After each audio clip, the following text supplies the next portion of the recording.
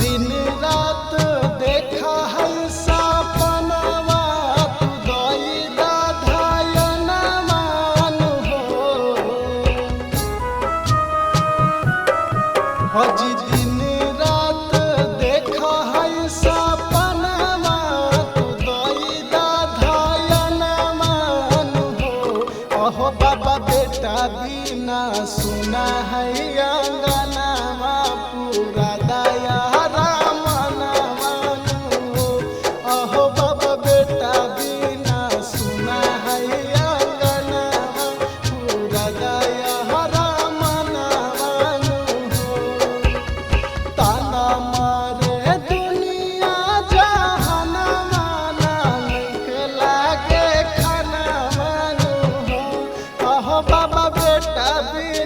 सुना है अंगनावा पूरा दया रामनवानु हो।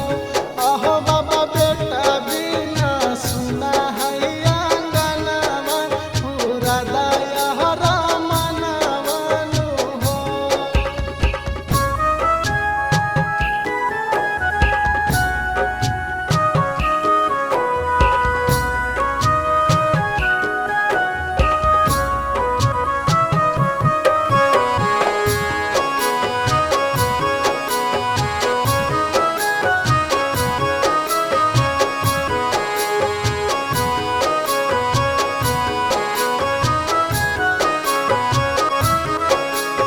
दोसरा के बेटा देखी तरसो है मनवा पूरा कौदा बाबा को कही सपनवा।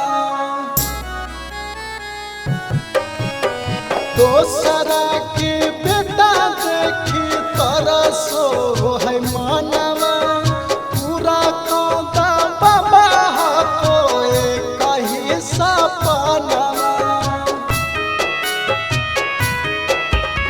दुखवा से भरल हो जिंदगी आता कवन करना मानो हो। अहो बाबा बेटा बिना सुना है अंगनावा पूरा दया रामनवानु हो। अहो बाबा बेटा बिना सुना है अंगनावा पूरा दया रामनवानु हो।